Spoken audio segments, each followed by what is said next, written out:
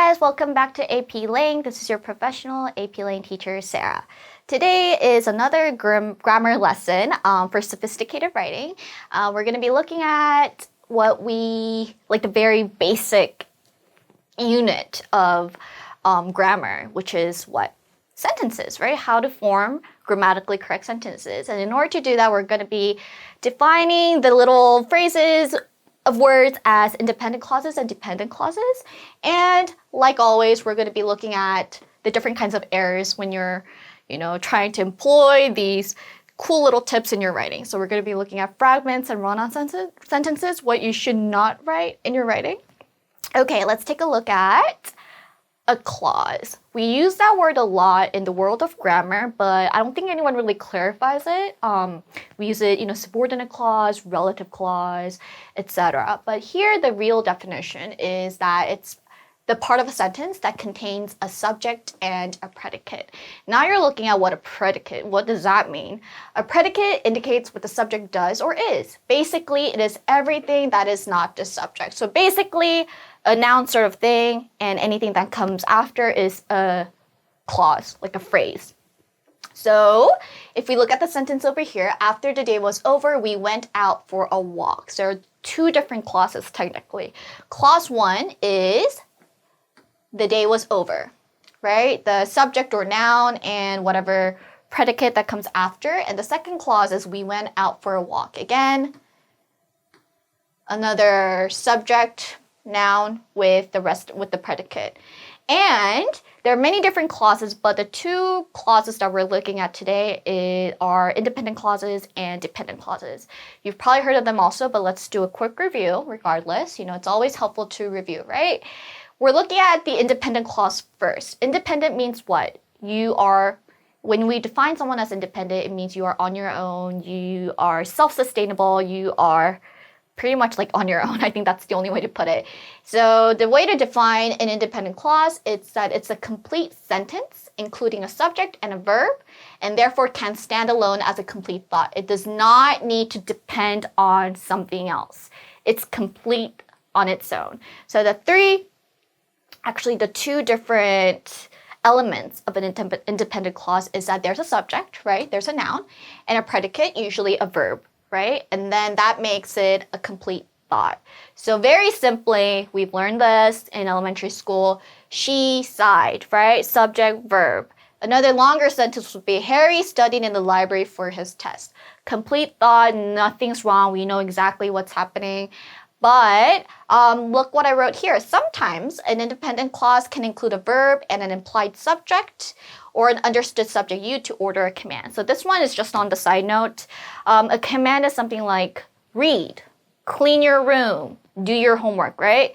There is no real subject, right? I said this is one of the elements, but the important thing is in a command, there is an understood you or an implied subject, so you don't need a noun. But that's not what we're really looking at. We're looking at the top part, to be honest, because in your essay, you're usually gonna go with like the classic or the common independent clause, which is this. So yeah, just think of it as a complete sentence with a subject and a verb, which we can also call a predicate. We are going to be looking at a dependent clause to compare it with the independent clause. A dependent clause, or we also call it a subordinate clause, it has a subject and a predicate, just like the independent clause, but it does not express a complete thought or a complete sentence. Therefore, it cannot stand alone. So it's not, what does it mean? So independent means not dependent, but dependent clause means it has to rely on something else in order to become complete, right? So I wrote a variation from the previous example. She sighed, Harry studied in the library. What makes it a dependent clause is if I add something like as, right? As she sighed. Okay, what happened as she sighed? What's going on? It's not a complete thought, right? And the next sentence, when studied in the library for his test again. Okay, when he did, what happened? We don't know exactly what's going on. It's only part of a sentence, right? Often it is marked by a dependent marker. It needs a subordinating conjunction or relative pronoun in order to connect to the main clause and add more information. We talked about this, right? Subordinate conjunction and relative pronoun. What are subordinating conjunctions? These are words that indicate what?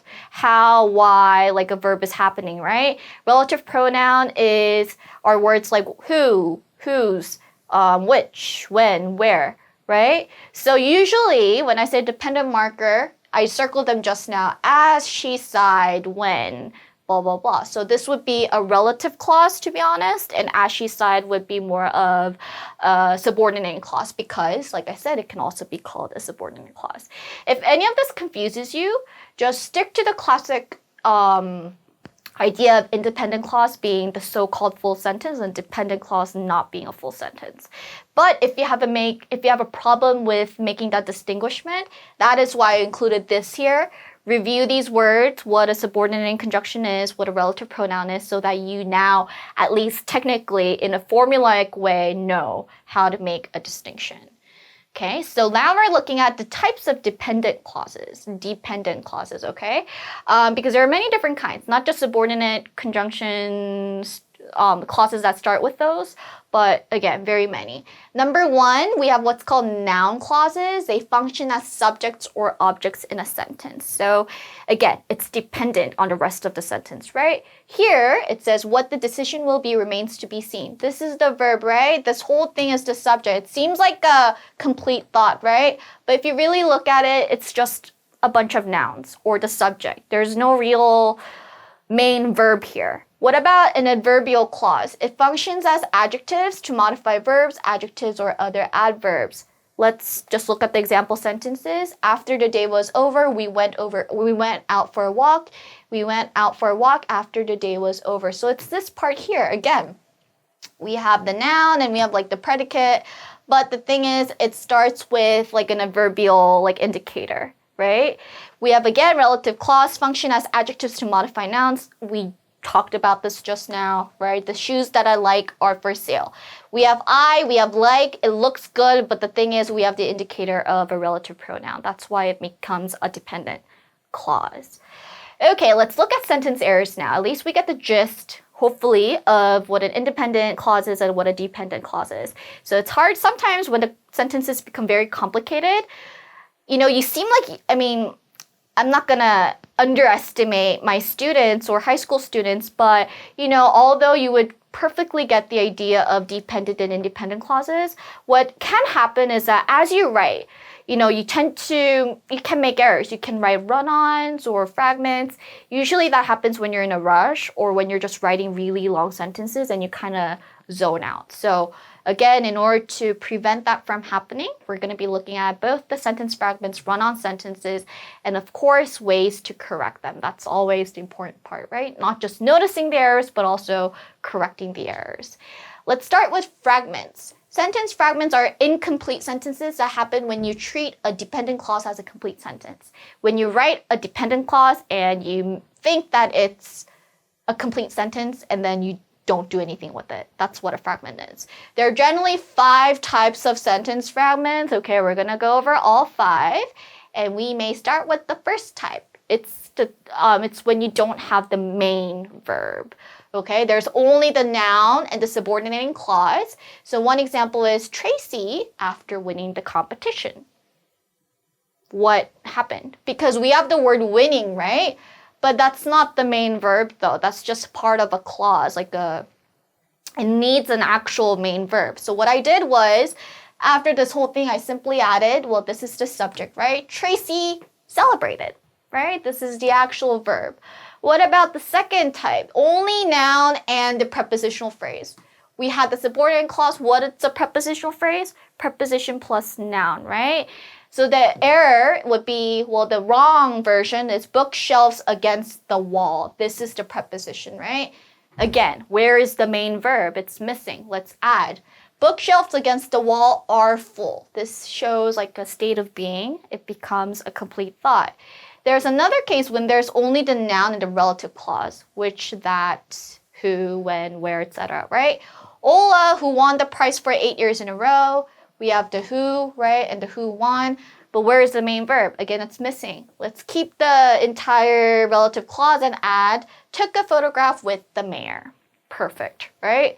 Simple. What do you have to do when you don't have a main verb? Add the main verb is what you have to do. Or you can change the subordinate clause, prepositional phrase, and relative clause and turn that into a verb phrase. Whatever works for you. And we have actually another case where there's only the noun and the appositive. So again, a new term. Let's talk about what an appositive is first. An appositive is a single word or single phrase, restatement and description to a noun, and is placed directly next to the said noun. It's usually in the form of noun, pronoun, descriptive words. It does not include a verb, okay? And the sentence would still make sense without it. So let's just look at the example sentences before we, what should I say? Before we compare with these.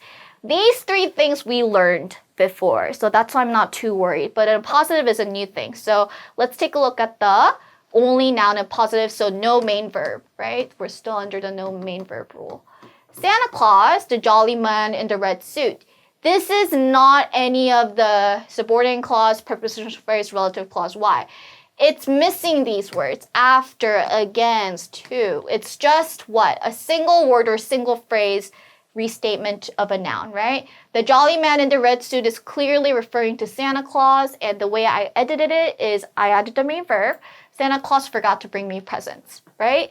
Another thing, like I said, it's a single word or a single phrase. Here, Jonathan is the appositive of grandfather, right? My grandfather, Jonathan, works in a finance company. Appositive, right? My golden retriever, the dog that is playing in the yard. This part is a relative clause, but the general idea is that it is an appositive. My golden retriever likes to play with his frisbee. Subject, verb, perfect, right? Subject, verb, okay? Now let's look at the next one. We're looking at the second fragment error. There is no helping verb. So we talked about no main verb, but now we're going to be talking about no helping verb. What does that mean? Helping verb means, when you have the verb phrase, like a verb form ing or ed, you need the to be verb sometimes, right? I mean, all the time, actually. Let's take a look at the examples. The cyclists racing. We want to say that they are racing, right? But it's missing the helping verb to be. So in order to change that, we can say the cyclists are racing. Or if you want racing to be like a modifier, we can just use a new verb and go, the cyclists racing, grunt in exhaustion would also be a way to edit it. Another type of a fragment is no subject. So now verb is taken care of. Let's look at what's wrong when you don't have the subject. Here we go. Wanted to discuss her applications. Now the question is who or what? Just add the subject. Jane wanted to discuss her applications, right? Pretty simple. Then there's also a case with no main clause. To be honest, type 4 may also fall under type 1, but the idea of no main clause is what? It's either just the subordinate clause, just the relative clause, or just a prepositional phrase, right? No actual subject verb is what I'm saying. So here I wrote, while I was emptying the garage. Where's the sentence? There is no sentence. While I was emptying the garage, I had a whole new independent clause. I saw a squirrel. This is the important part of the actual entire sentence, right? Okay, let's take a look at the fifth type finally. This is more complicated. That's why it's the last one. It's a detailed fragment, meaning you're adding more information with words like such as, including, for example, but you mistakenly write it as a fragment. So what happens here? Let's take a look. Barney enjoys seeing animals at the zoo, period, such as monkeys, zebras, and lions, period. The first sentence looks good, but the second one is incorrect, right? That's a detailed fragment. So what you do is combine it. It can't stand alone. Barney enjoys seeing animals such as monkeys, zebras, and lions at the zoo, right? So at the zoo is put to the end.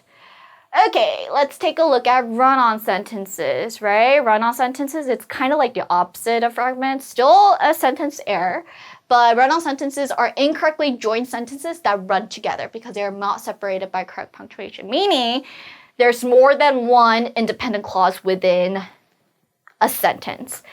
And if you want to do that, if you want to combine independent clauses, you have to use the right grammar rules and the right punctuation, but that's not what is happening. That's what we're going to discuss. And there are generally 3 types of run-on sentences. Let's take a look. The first one is called a comma splice, meaning it's a grammatical error when you incorrectly connect 2 clauses by a comma and nothing else. A comma cannot connect 2 sentences. It cannot. It needs something else if you are going to do that. But let's first look at this one over here. Larry was offered a high-paying job. He turned it down because he did not want to move to California. We have sentence 1 and sentence 2, right? But what's wrong? We simply connect with a comma. You can never do that. You need to fix it. The second run-on sentence is called a fused sentence, okay? We looked at comma splice, comma incorrectly connecting 2 sentences. This one is a case where, again, 2 independent clauses are combined, but there's no punctuation. It's just fused. There's not even an attempt to link the 2 independent clauses. So same sentence, but without any punctuation would be the second type of a run-on sentence. Type 3, sentences joined by a comma and conjunctive adverb. So it's like a complex version of a comma splice. So you do have a comma, and I said you need something else after the comma to make it correct, right? But it is not a conjunctive adverb. You cannot add a conjunctive adverb after a comma to connect 2 sentences. Conjunctive adverbs, we've also talked about this. Not gonna say it here, but typical words are like however, also, furthermore. I think those are like the very famous ones. Anyway, again, same sentence, but what's wrong here? Comma and then a conjunctive adverb. This is also wrong. This is not how you use conjunctive adverbs. This is not how you use commas when you're connecting 2 independent clauses, okay? Let's take a look at ways to correct them. We talked about 3 general types of run-on sentences, but now we're going to be looking at how do we then do it better? How do we make it correct? And I wrote, you can turn them into a compound sentence. Like I said, there is a way. It's just if you do it the wrong way, it's a run-on sentence, right? Compound sentences are correctly joined sentences. Correcting run-ons, number 1, what do? Just use a period. That's simple. It's very simple. Just don't try to connect it. Meaning what? Don't combine it. Just leave it as it is. Larry was offered a job. He turned it down. Simple, right? What about a second way? It's usually to correct a comma splice. I wrote, you do have a comma, but after it, you can't use a conjunctive adverb. What you can use is a coordinating conjunction. Coordinating conjunctions, they're used to connect words, and they are also used to connect sentences only when a comma is used. And let's look at the list first. As you've noticed, I don't know if you have been taught this way, but we usually call coordinating conjunctions as Fanboys. It's like an acronym, FANBOYS, for, and, nor, but, or, yet, so. Fanboys, right? Pretty obvious as to what they mean, hopefully, to you guys as well. So what happens is always, when you want to use a comma to connect sentences, it has to be comma, Fanboys, comma, Fanboys. So here, because we're gonna go for contrast, right? Larry was offered a really nice job, but he decided not to go because he didn't like California, right? But, so we have a comma, and we have a coordinating conjunction but, and then we have the rest of the sentence. Pretty simple, right? Another way, semicolon. Pretty simple also, to be honest. Semicolons have the exact same function as periods, except they're sometimes used to connect sentences that are especially closely related. Because we've read a lot of essays, you've probably noticed sometimes semicolons just seem more appropriate when the 2 just stylistically, but just think of them as grammatically as the same thing as a period. Semicolons often coordinate with conjunctive adverbs, some of which may have similar meanings with coordinating conjunctions, but cannot be used to connect 2 independent clauses with a comma. So let's quickly compare conjunctive adverbs and coordinating conjunctions. What did I write here?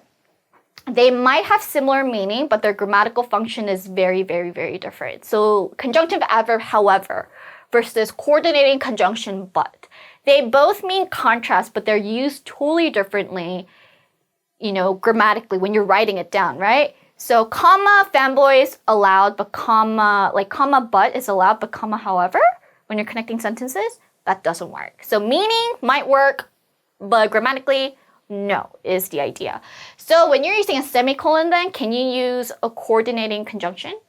No, because semicolon is has the same function as a period, right? So if you have a semicolon, usually just a semicolon, or you can use then a conjunctive adverb to open a new sentence, and then you can put a comma after it. So let's take a look at this slide over here. Conjunctive adverbs, like I said, they explain, show cause and effect, make emphasis. This would be the longer list of the few examples I told you earlier.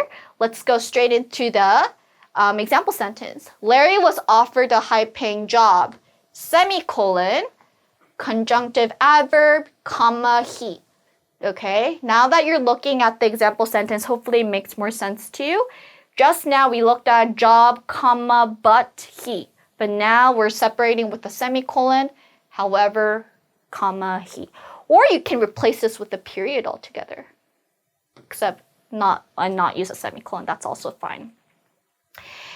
Okay, so another fourth way to correct a run-on is changing one of the fused independent clauses into a dependent clause, which means you changing an extra sentence into a dependent or subordinate clause may correct run-on sentences. So what I did here is use the word although. Make it not independent, make it dependent, right? Although he was offered a high-paying job, Larry turned it down. Easy, right? You can have a comma here because what? This part is a dependent clause. Only the second part is the independent clause, so it's not a comma splice. Okay, simplification, the last way to correct run-on sentences. Simplifying run-ons can be a solution, but it's a little more difficult because you might have to change a whole lot. The two clauses may share the same subject, same verb, whatever. You have to combine the subject. So one example of simplification, there are many ways to do it, but because we're sticking to the same example sentence, the way I did it is just get rid of the subject. Combine subjects, right? Because we have one subject, Larry. The original sentence read, Larry was offered a high-paying job, and then he turned it down, right? What I did is use the coordinating conjunction but I dropped the he because we already have Larry. Larry was offered a job but turned it down because he didn't want to move to California. So hopefully the use of the same sentences and the various versions of fragments, run-ons, hopefully that was like a helpful guide to you instead of me using a bunch of different examples. Obviously, using the right coordinating conjunctions, conjunctive adverbs, even not in the context of like whether or not they're dependent or independent, it's gonna make your writing just better in general because, again, conjunctive adverbs are also transitions, right? As we learned before, they're only gonna enrich your writing, being able to flexibly use everything that I'm teaching you in these grammar lessons. So that's it for today. Hopefully, again, it helps you understand grammar a little more.